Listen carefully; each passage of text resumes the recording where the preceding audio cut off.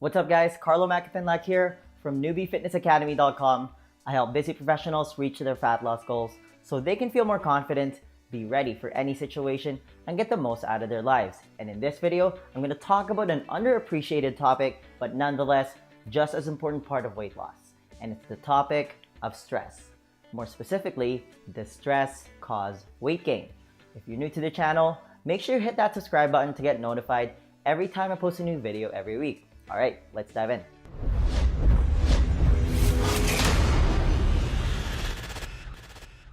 Okay, one of the things that's been increasingly recognized is the role of stress when it comes to weight gain. When we talk about stress, we immediately talk about cortisol, right? If you don't know what that is, it's a stress hormone which is a general activator of a lot of things.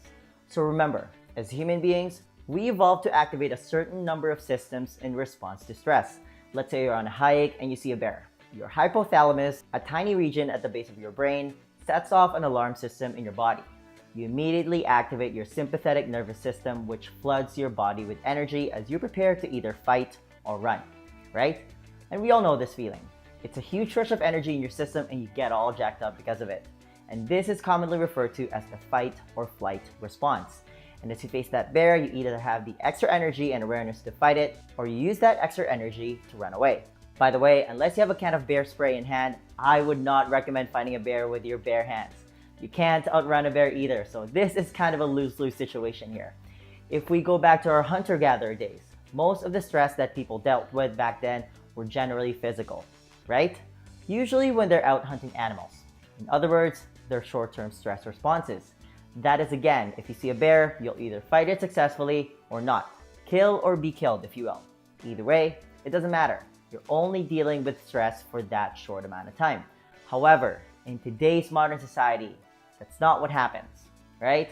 From students stressed out of their minds studying for exams, to relationship problems, maybe you're going through a long drawn-out divorce process and you're dealing with legal problems.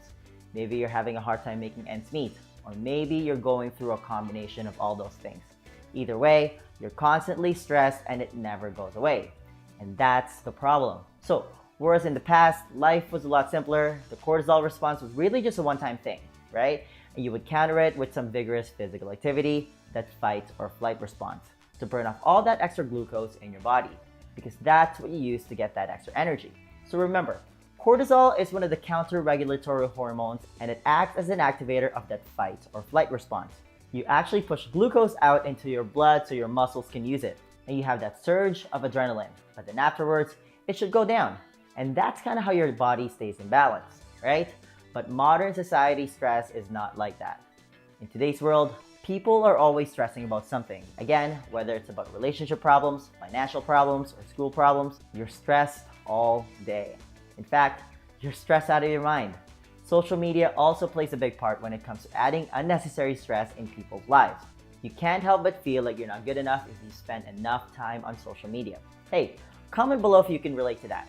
So what happens is this sort of stress builds up and over time, your body keeps pushing out glucose in the bloodstream. Again, that's your body's natural response to stress, and eventually your body has to respond by producing more insulin to bring down the extra glucose in your blood. And if you've been watching my videos, you know that high levels of insulin has a direct correlation to weight gain. If that's news to you, I'm going to put a link to my other videos in the description box. But if you're always stressed, it becomes a very unhealthy system because you're chronically activating your cortisol response. And this puts you at an increased risk of numerous health problems, including anxiety, depression, digestive problems, headaches, heart disease, sleep problems, and yes, weight gain. There's a famous quote out there that says, in this world, nothing can be said to be certain except death and taxes. You can probably add stress to that list. Stressful events are just a fact of life. That's just how it is. The question is, what can you do about it?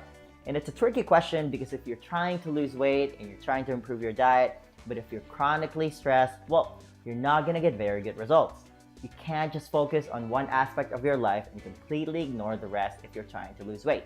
Here are 3 tips that I found to work time and time again to lower stress levels. Tip number 1, practice gratitude. It sounds so simple, but it's one of the best things that you can do to relieve stress. One study found that even just writing about past stressful events increase cortisol levels over 1 month compared to writing about positive life experiences or plans for the day. That's why I like to start my day by journaling about things that I'm grateful for. It really sets you up for success when you start the day with gratitude. Tip number 2, learn to relax through meditation. On top of the usual suspects like fixing your sleep, and I'm going to put a link to one of my videos somewhere at the top here if you want to know more about how to get better sleep. And if you work out, one of the best ways to lower stress is to learn how to practice relaxation. Active relaxation, if you will. Unfortunately, relaxing in front of the TV doesn't count. It's an active process.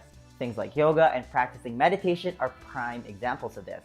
And I want to quickly talk to you about my experience with meditation if you're feeling some resistance towards it. Earlier this year, I was having relationship problems and I went through a tough breakup. Needless to say, I was stressed out of my mind and I had a hard time trying to relax and I had no peace of mind. Life sucked. After hearing enough people tell me that I should meditate, I finally caved and tried it. I mean, I had nothing to lose at that point, right? And just like a lot of people, I had a lot of resistance towards it. I thought it was just some voodoo hippie shit that people do, and I couldn't be further from the truth. All you literally do is find a quiet place, close your eyes, and focus on your breathing. How could that be such a bad thing? And you don't have to go crazy on this right away. You know what I mean? I'm not expecting you to be the next Dalai Lama here. Just start by meditating for a minute and go from there. I find that using a guided meditation app really helps to get you started with this, and I personally use an app called Headspace for this. Tip number 3, find a community. Being a part of a community has been proven to help lower stress. Having sort of a happy place and knowing that you belong somewhere and having someone to talk to does a lot of good things to your cortisol levels. For me, personally, the gym would be that happy place. So just remember, all the things that I just mentioned on how to lower your cortisol levels, you're not changing the actual stress. You know what I mean? The stress is still there. It doesn't just magically go away. That is, if you're having problems with your relationship or money, talking about it doesn't make the problem magically go away, but it changes your body's response to the stress. It makes your body less damaged by this kind of chronic stress response because you have a way to relieve it. And everyone should be able to relate to that, right? It really helps if you have someone to talk to when you're stressed out. Long story short, the more you can reduce your cortisol response, the better the chances of you losing weight. Ignore it, and it's going to be an uphill battle moving forward. Okay, the next question then becomes, how are you actually supposed to eat if you want to lose weight? Do you have a proven plan that you can follow? To help you with that, I want to give you a free copy of my Lean Body Blueprint. This is how I melted all the fat around my stomach and turned it into a six-pack without going on a crazy diet or wasting hours at the gym. It's a simple 4-step process specifically designed for busy professionals, and it's the exact same blueprint that I teach all my private coaching clients, and they've all gotten to see some amazing results. If you want to be the next success story, then download your free copy of the Lean Body Blueprint right now. There's going to be a link in the description box. Just click on it, type in your email, and I'll send it to you right away. All right, that's all I've got. Give this video a thumbs up if you enjoyed it and share it with your friends.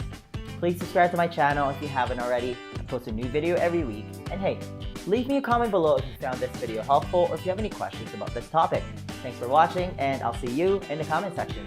Virtual high five. You actually push glucose out into your...